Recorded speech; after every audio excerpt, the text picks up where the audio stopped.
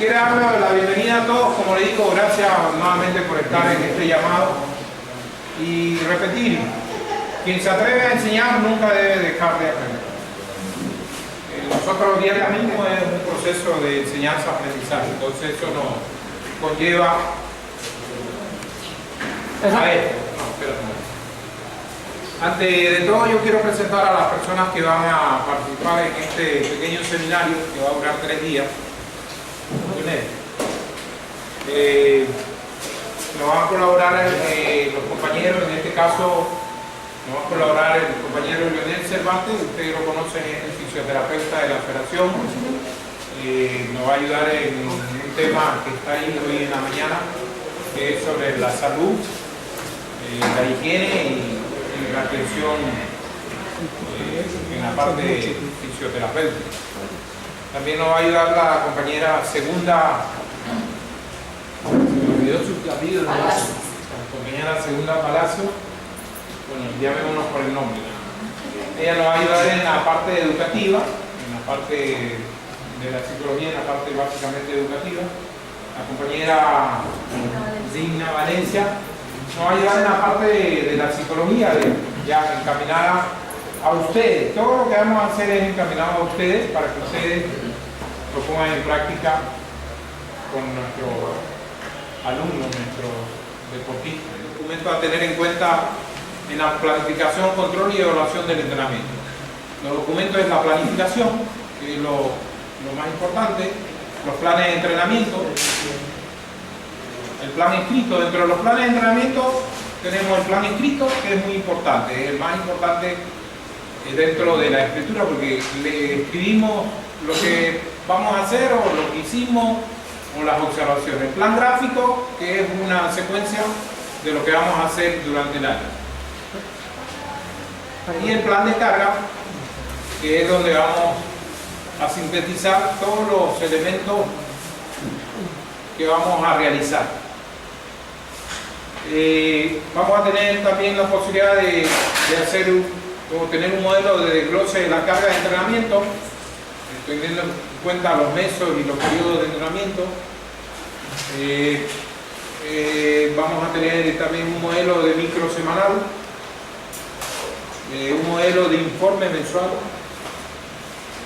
un modelo de informe de salida y retorno, un modelo de visita y control del entrenamiento. Eso es lo que compete en el campo de la planificación, control y evaluación. Como digo, eso lo vamos a reforzar con ciertos elementos de psicología. Las mejores instalaciones, o sea, si tenemos buenas instalaciones para hacer deporte, vamos a seguir mejorando y va a ser una buena planificación. Mayor divulgación, la prensa, la radio, la televisión. Si viene alguien siendo campeón sudamericano, tiene que resaltarlo, tiene que decirlo para que eso le sirva a él. Y en definitiva, la mejor detención de talento. ¿Qué quiere decir detención de talento? Si nosotros al inicio nos vamos mañana, ahí se puso brava una compañera cuando le dijimos que nos íbamos a ir al campo a buscar los muchachitos, ¿no? Y se puso brava y dijo que no, que ella no iba a ir. Bueno, mañana decidimos irnos a Quinindé y ahí encontramos unos muchachitos buenos para el boxeo, buenos para la lucha. Eso es detención de talento, o sea, captación de talento. Pero hay que hacerlo de buena forma, la mejor. Yo no puedo coger 20 que no me sirvan para nada. Tengo que coger 2, 3 que sean la pepa, como decimos nosotros. Entonces, esa es la buena o la mejor detención de talento. Las becas o ayuda a principiantes. Yo no estoy de acuerdo mucho con las becas o ayuda a los que ya están más grandes. Depende cómo creció. Pero aquí esto es como... Yo me dan a mi hijo que tiene 20 años, lo puedo mandar a la universidad que está ahí, le puedo decir que se vaya a pie a la universidad, porque no tengo dinero. Y no le puedo dar ni $1 para que se coma un sándwich en el recreo. Pero a mi hijo pequeño, a mis 2 niñas pequeñas, sí tengo que buscar cómo llevarla en un carro porque es peligroso la calle. tengo que darle por lo menos 50 centavos para que cuando vea que su otra compañerita que son de la misma edad esté comiendo, ella también pueda comer, porque está creciendo. Estamos, sí me entienden, ¿no? Entonces, las becas y ayuda a principiantes, para que ellos sepan qué es eso, por qué se le da. A los grandes sí hay que dar, pero con cierta moderación. Y competiciones. Para que esta planificación deportiva se cumpla, los deportistas tienen que tener competiciones, ¿sí? Tienen que ir a competir desde pequeños. Este año saltaba 5 metros, saltó ahora 5,50. No, tienen que ser rigurosos y científicos. Hoy en día el entrenamiento es científico. Para tener una probada eficacia y éxito, no solamente en uno, sino en muchos deportes. Entonces esto nos conlleva a ser eficaz no solamente con uno.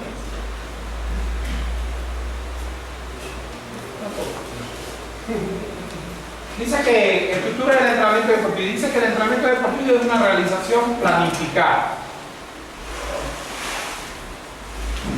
Yo mañana llego al estadio, siempre voy al estadio, y yo cuando salgo de mi casa lo tengo escrito, ahí tengo unos cuadernos, yo manejo mi cuaderno y lo escribo, y cuando llego lo hago un ratito y lo cierro y le digo al muchacho, hoy, ¿cómo estás? Y sí, profe, que estoy bien, y ya, sí, bacán. Hoy hemos planificado hacer 20 repeticiones de 200 a tal intensidad. El objetivo es alcanzar, trabajar de forma anaeróbica al 85%. Y dime tú, ¿qué te parece? No, profe, que me parece que la intensidad está más alta, muy alta. Ya, ¿por qué? Por esto, por esto. Y analizamos. Entonces el entrenamiento es un intercambio de información. Si no hay intercambio de información, no hay entrenamiento. Puede ser cualquier cosa, pero no es entrenamiento. Yo no soy un capataz en el entrenamiento, yo soy un guiador. ¿Sí? Entonces, como soy guía, tengo que dar intensidad. Y para lograr la supercompensación, ¿qué tenemos que trabajar? Porque se la trabaja, aunque no lo crean. Para lograr la supercompensación, ¿qué tenemos que hacer? Que te produce resultados negativos al final. La suma de valores al final te dan resultados positivos o resultados negativos. Siguiente. Por lo que es necesario conocer perfectamente cada medio de entrenamiento y su influencia en el organismo deportivo. Es decir, cuándo y cómo lo vamos a utilizar. ¿Cuándo? Si yo mañana digo en la preparación general, hoy vamos a hacer repeticiones de 200 metros para un corredor que corre 400 metros en 49 segundos, Bolívar. Un corredor que corre en 49 segundos. Y en la preparación general yo digo, hoy día vamos a un entrenamiento multilateral, pero con una mejor o mayor intensidad. 55. Sí. Dice que el entrenamiento multilateral significa utilizar los medios muy numerosos y variados.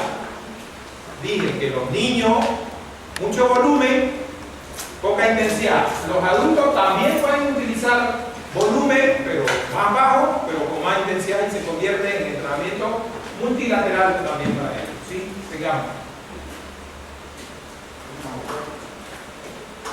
Dice que este principio es aplicable a deportistas de iniciación y avanzado.